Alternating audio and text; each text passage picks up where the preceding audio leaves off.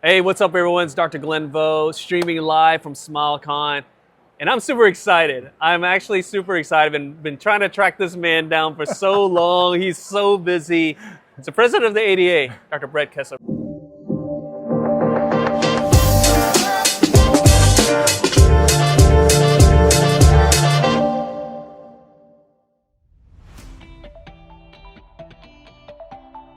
So I want to give a quick shout out to one of our sponsors, MVP Mailhouse. Now, if you're thinking about doing mailers to get new patients, MVP Mailhouse is the go-to company for dentists. To learn more about them and our Nifty deal, make sure you check out the show notes and also the description below. Brett, how's it going? Glenn, so great to be here. We had one of these. Oh man. It's been a long day, but I've been looking forward to this for a long time too, so thanks for asking me. It's been months in the making. Yeah, actually, yeah. So. Well, thank you for getting a little bit of energy in, and because I know you've been so busy there. But I just want to dive into part of the reason why I wanted to bring you on here. Part of the reason, again, a lot of you guys know I did podcasts with Dr. Colmia not too long ago. Been involved with the podcast here, the ADA. And it was really something like a mission I had for myself. You know, I was one of those doctors, I'll admit, that I wonder, like, okay, I'm an ADA member, and I'm like, what's going on? Like, what am I getting anything out of it? And then I thought to myself, and one of my mentors challenged me. He was like, instead of just joining the peanut gallery there and just complaining, why don't you do something? Why don't you get involved? And so I've been on this mission of getting involved. And again, I just appreciate you just coming on because I wanted to bring you on as well. And I want to ask you this question that I think a lot of dentists sometimes ask themselves. And that is, well, why should I be part of the ADA? Why should I even get involved? Why don't I just kind of just do my own thing because I'm not sure I'm getting anything out of it? And what do you say to those doctors? That's the most important question that I could be asked. Yeah. We are a member-driven organization. And without members, no mission. Yeah. And so the American Dental Association, we are the biggest lever in the profession of dentistry worldwide, and we have very strong recognition, within this country as well as worldwide. But we are a member-driven organization, and we need members to help drive the organization forward, which therefore drives the profession forward. Dentistry can change with one swipe of a pen. Yeah. One lawmaker can decide, that dental insurance now will cover nothing. Yeah. And you will get paid nothing, or you will be mandated to take Medicaid or Medicare. And if we're not there at the table directing and driving the narrative for the best interest of our members and in the best interest of providing the best health care to our patients, we're going to get what we're going to get. Yeah. Okay. And when I was a new dentist, I wasn't involved. I wasn't involved at all. When I was in school, I wasn't involved. There was nothing like that. And I had no intention. My boss told me, my first boss said, if we are to remain a profession, everyone has to do something. Yeah. At very least, you need to be a member of the ADA. And he felt so strongly about it, he paid for my yearly membership as part of a benefit package, which I didn't really value at the time. Yeah. But then everybody joins for a unique reason. Sure. Okay. And so I was told I should, and I did, but I wasn't active until I hit bottom in my life. Yeah. And I called the Michigan Dental Association where I was practicing for help, and they guided me towards help. And so that, for me, was the reason. This is a very personal reason. Yes. Wow. Yes. And I want, part of my platform is to make sure that wellness resources are available, and that we discuss the, that our colleagues' wellness and mental state is addressed, where there's resources available for everyone and without stigma or punitive measures. So that was my personal reason. As I moved on, and I got involved advocating for that. And then as I moved up in leadership, I got involved in membership issues. I got involved in benefit things. And so all these things that I saw that I have a voice, and I can lever, I use the word lever a lot, I can lever my voice to create real meaningful change in the best interest of the profession. I have to ask you this now, because now I'm very curious.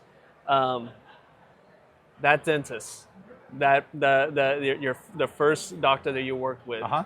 How does he feel about where you are now? I mean, because you went from a guy that's like, look, man, I'm just trying. And again, I will say, I'm not gonna put too much pressure and make fun of Dr. Kessler too much here. But look, when we first get out, we're just trying to survive. Like, I'm thinking about myself as a dental student. I'm like, but getting involved. What are you talking? I mean, I'm just trying to pass my classes. And then when you get out, especially now, look, for all you young doctors, I get it. We may be some old timers here, but we went through the same thing.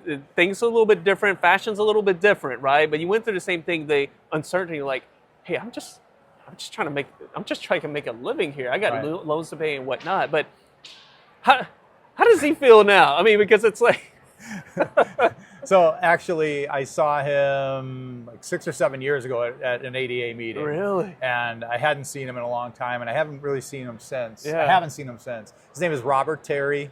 He used to practice in Flint, Michigan. I think now he practices in the north. Dr. Terry? Not that Terry.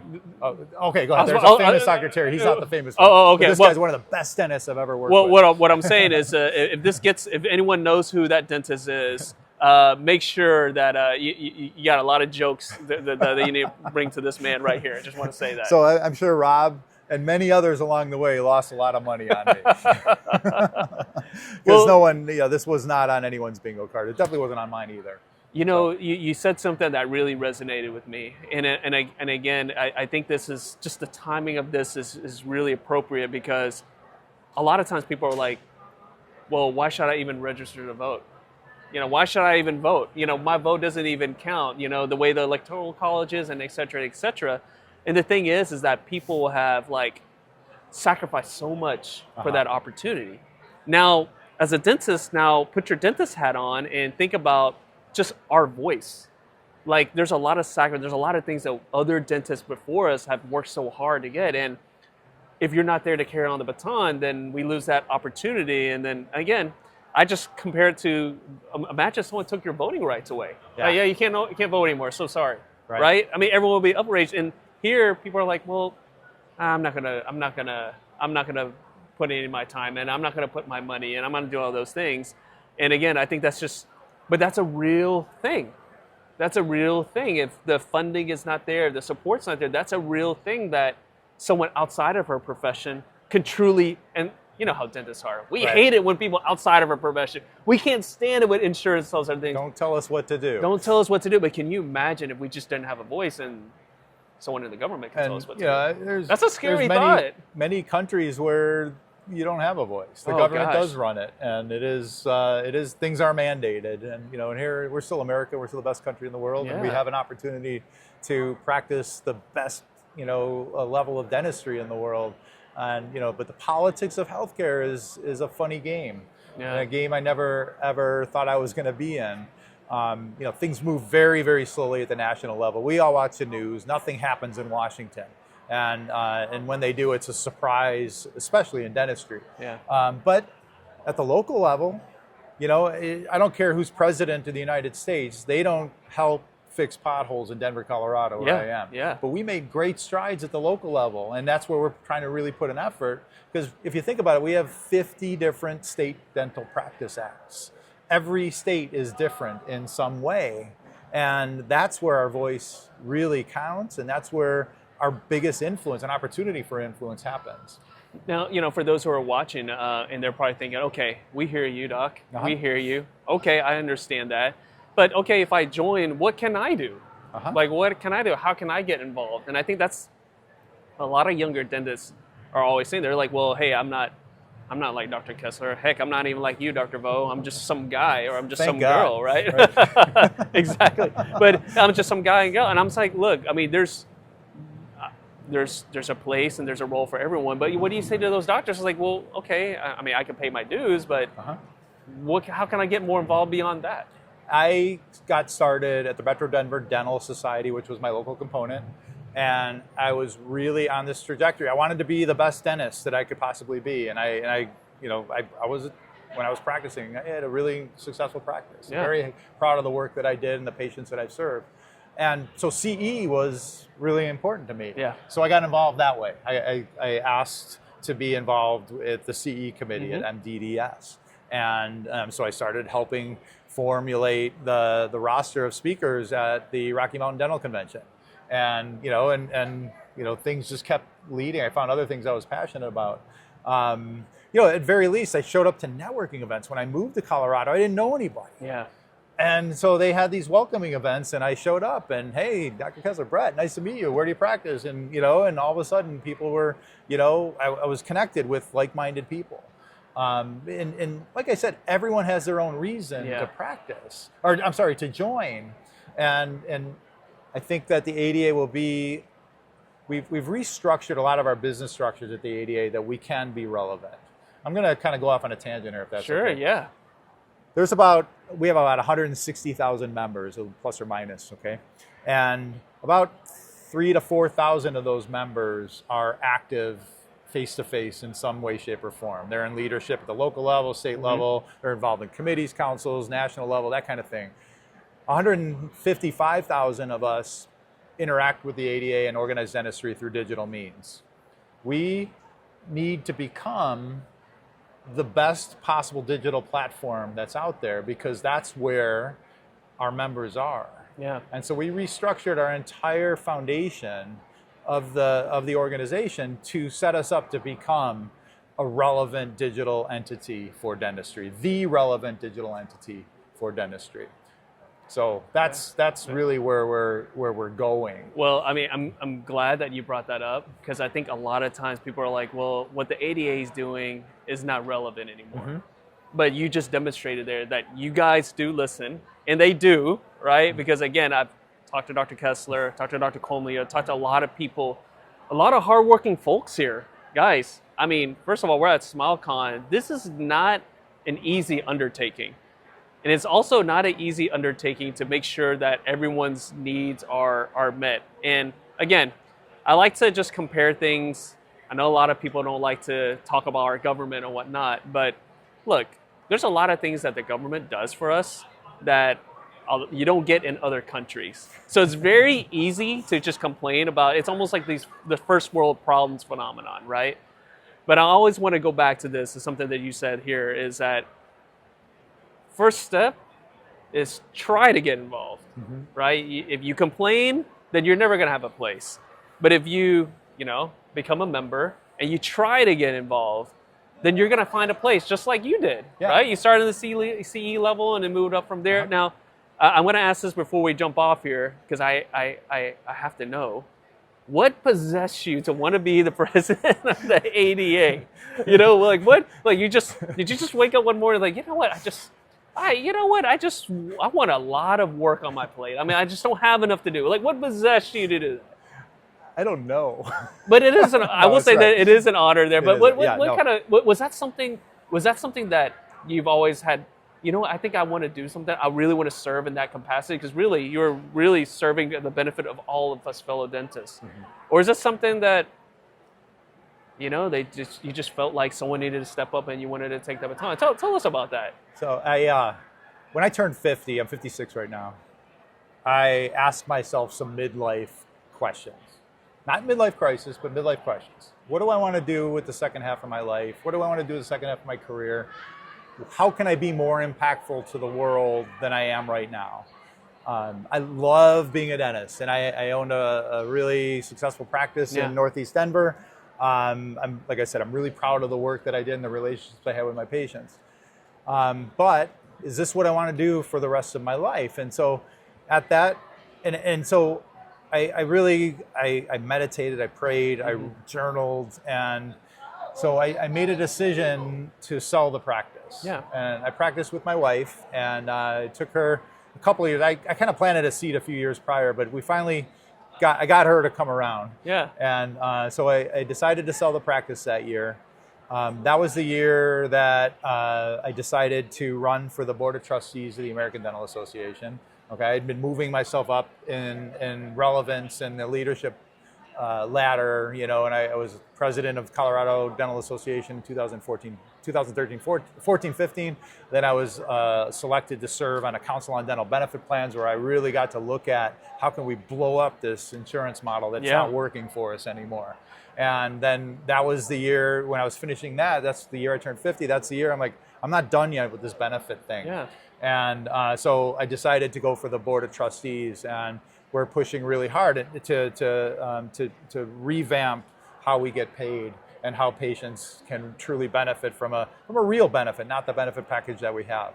And then the president usually comes from the trustees. Yeah. And I said to myself that I've got this one small window of opportunity in life where I can talk to all the leaders in the country about the way that I think dentistry is going and ideas that I have for the best preferred future for us.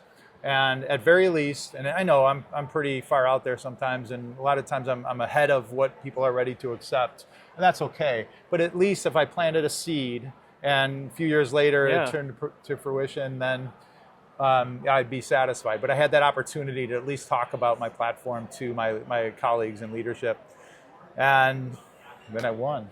I love it. I love it. And I will tell you this. As someone who's been watching you from afar, and this is the first time we met in person.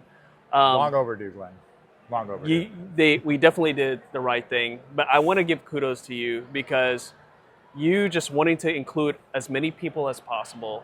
Obviously, one of our friends, Laura Nelson, who she has a great sober life movement that's moving, and it's so she was just here. She's just said hello, and I know you worked with her.